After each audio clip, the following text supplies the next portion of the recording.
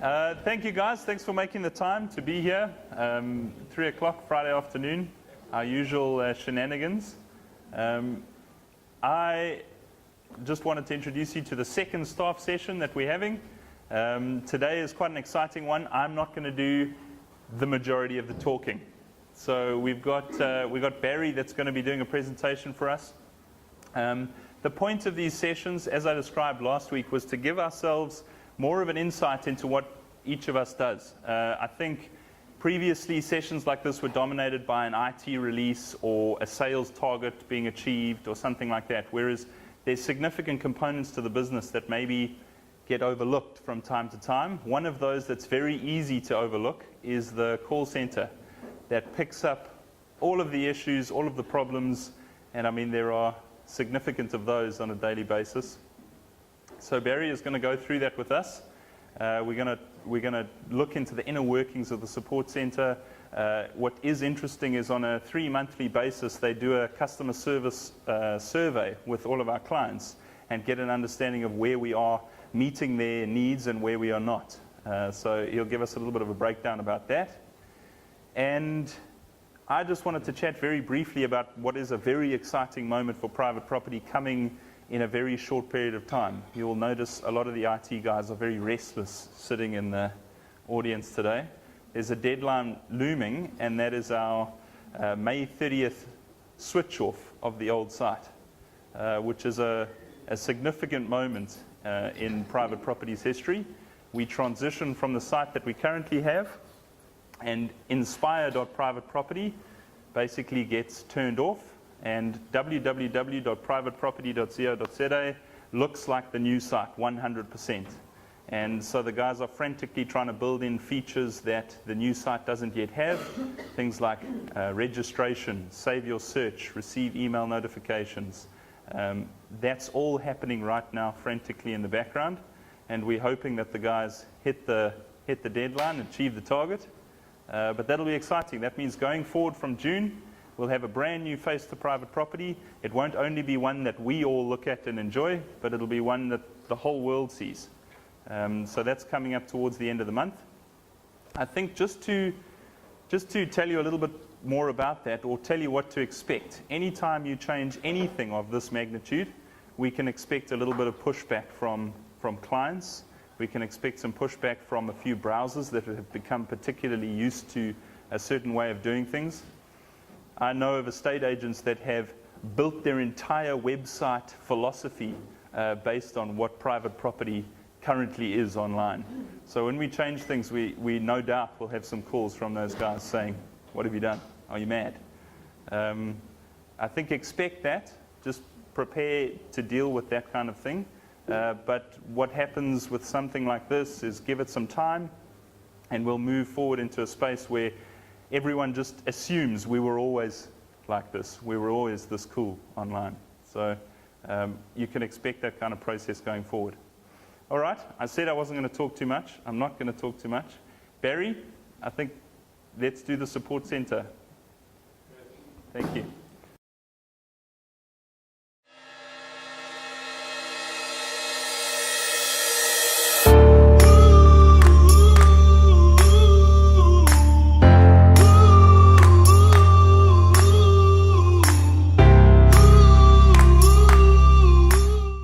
Support center. Good day, support center. Private property. How can I help you?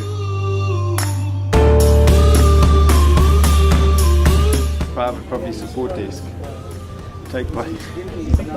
The private property call center supports a whole bunch of customers, ranging from browsers who may be an estate agent. I like to think of our call center a little bit like, I suppose, a very busy taxi rank, where people are coming and going, very organic, very alive, lots of things are going on all the time, and we're an integral part of connecting, whether it be an estate agent with a buyer, as I said, or whether it be just bringing a desperate tenant who's looking for a place from the first of the month, and a private landlord who's got that place to rent. So people engage with us on multiple different touch points. We do online chat as well. Agents ordering virtual tour. Some of the requests can be as simple as login details, access to information on our website. A person can be staying on a street corner and they phone into our call center and say, hey, I'm standing outside the property right now, what's it selling for? So it's all around really getting people connected and satisfying their expectation for a response from private property. So we use a whole bunch of different software, cloud-based software. So we're implementing Zendesk at the moment, which is a cloud-based customer issue, customer feedback, frequently asked questions type of software that allows customers to really engage with us on a real-time basis. We're actually making people's life easier.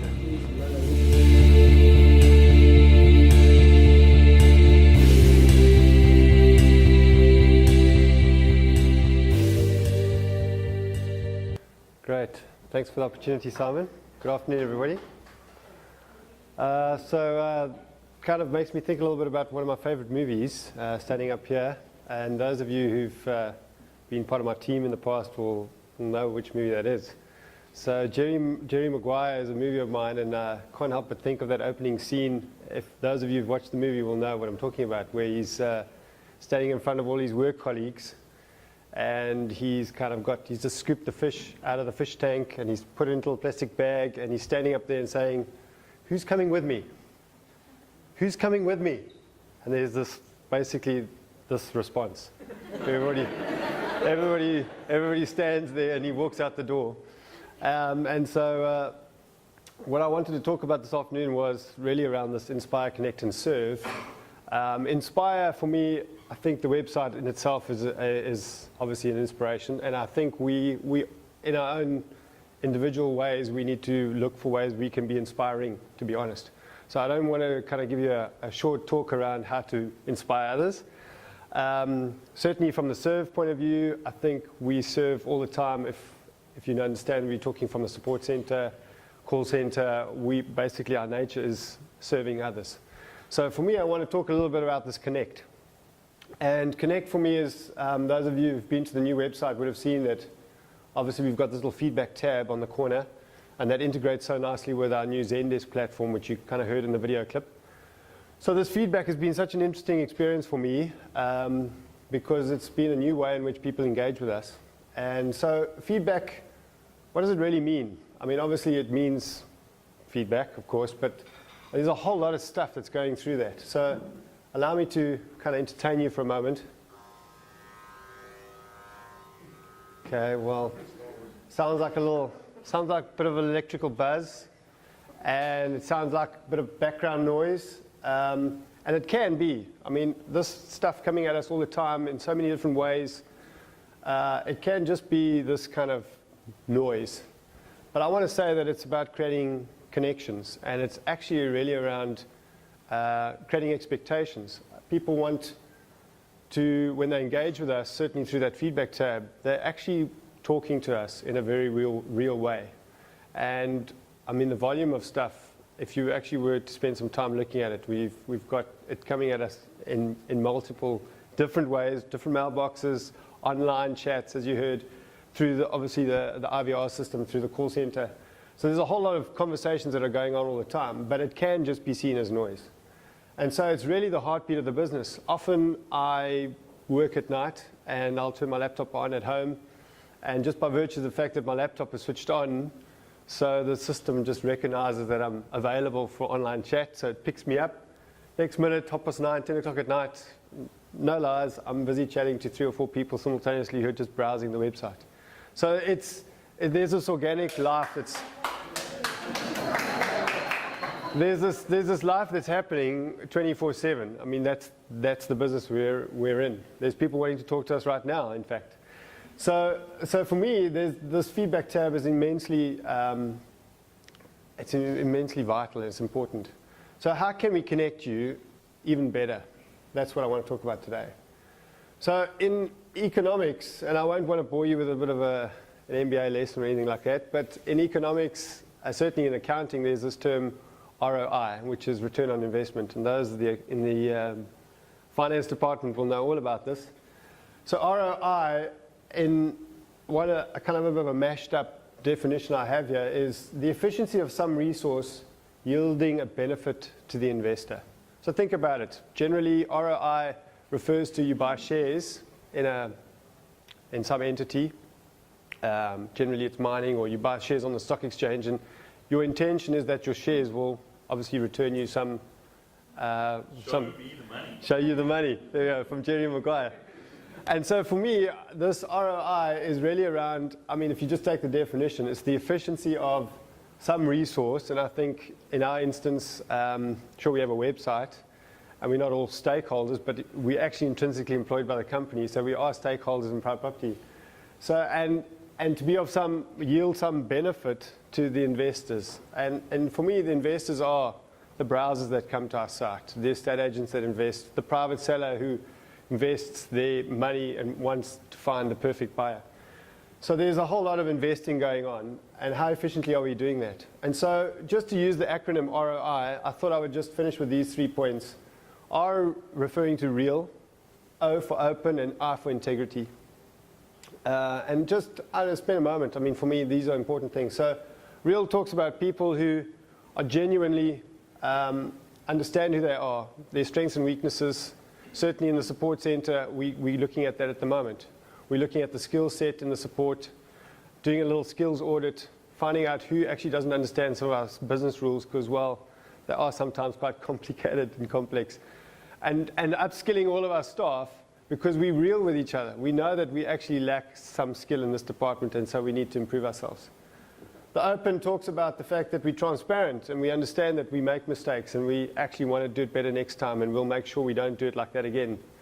And we're prepared to accept some positive criticism, even if it be from our account managers who are saying, I can't get through to the call center. We honestly don't just turn a blind ear to that, but we want to make sure that we figure out why is it happening that you can't get through. Is it the volume of calls is too many for the number of call center agents we have? All of that analysis is going on at the moment. And integrity is really a kind of real people with the right attitude, using what tools they have made available to them and the talents that they have to make it happen. And so I just want to finish off with this, where basically we've all got these tools and the talents, and we want to kind of transform that buzz into something meaningful and take those conversations and turn them into customer experiences. And not just customer experiences, but where maybe a customer ends up being quite satisfied with the outcome, but really turning it into a customer delight, where it's beyond their expectation. It's something that they didn't actually expect coming. And so that's really what I want to talk about today. Is how can we connect you? Thanks.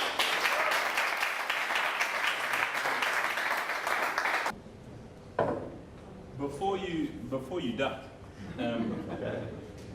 how are we doing in the service area in this business right now? I mean, off the top of your head, engaging with clients, the kind of feedback that we are getting about the new sites, where are we in the client's mind, in the browser's mind? I don't think we're not doing well. I mean, if we benchmark ourselves against our kind of competitors in the same space, I think we've got a very visible customer call center, customer support, our kind of ratio of kind of staff to agents, you know, the kind of work that we do, I think is better than our competitors in my mind. Yeah. But I think there's a lot of room for improvement still. You know, I think because obviously we changed to the new site, so that in itself, you mentioned it, is a difficult pill to swallow for a lot of people. Even this morning, I was looking at some of the Zendesk, these feedback comments where people are saying the new site is slow. And whatever it is, it doesn't really matter. But people are reluctant to change, or they can't find the suburb quite the same way as they used to on the old site. So that's the challenge. But more than that, you know, we must be better at monitoring our call volumes and seeing why is there not an overflow. So there's a lot of stuff that I think we're doing all right, but there's lots of room for improvement. We haven't hit the top, put it that way. So some of the plans on your side to hit the top? Yeah, for sure. So what we're doing right now is actually call monitoring software. Since I know you don't probably want to know this, but you probably know, since we left the old office, we haven't really done well in actually monitoring the allocation of calls through the IVR system. And that's been a burning issue for me. Because the old system in the old offices actually had a whole reporting suite. And now with the Link software, there isn't being that. So we're just relying on my call center staff and their sense of integrity to take the calls and answer the calls and do the best they can. Which often, is you do want to be able to measure performance. Yeah. And certainly in a call center, we need that. So that's one thing we're implementing as we speak. We've downloaded that software and we're implementing it now in the Link environment. And then Zendesk has also been quite groundbreaking. I mean, Zendesk incorporates the frequently asked questions, that whole business rule that, I don't know, a little over a year ago, it was on the wiki, but it was mostly in people's heads. You want to ask, why does that expire like that, or why does it appear like that on the website? That must surely be a bug or an issue. And then it's, no, that's how the system has been built. It works like that, but it's not documented anywhere. So the FAQ section is going live with the launch of the new site. So it's very exciting. And then obviously the whole real-time ticketing, online chatting, the Zendesk suite is a very integrated customer resolution solution. So we're actually looking forward to this new era. Well, I certainly am. And I think the support center can vouch for that. It's a new era for us. And then I mentioned about the fact that we're actually doing the skills audit. I think we're wanting to make sure that all the staff in support are. I mean, we've moved out of this era where we had people doing specific roles because, well, that's how the system was built. We had a branch coordinator because, well, they processed all the orders on behalf of the estate agents. But we'll soon be building auto solutions that allows the branch coordinator, the history, the legacy of the branch coordinator will become support consultant in the true sense of the word. Brilliant. So that's me. Yeah. Yeah, guys, before we carry on, we discussed last time the release of this big movers concept, this idea of who in your department, who in the business has significantly inspired, connected, or served you during that month, that period of time. So we sent out that little survey and all of you kind of responded, and some of the comments were pretty funny and others were pretty genuine. So thanks for doing that. But one thing that I thought that was quite cool and serendipitous about this whole moment is that the overall company winner for Big Movers for this month came out of the customer service department, and that's Louise, sitting there. Louise, stand up. Let's give her a applause.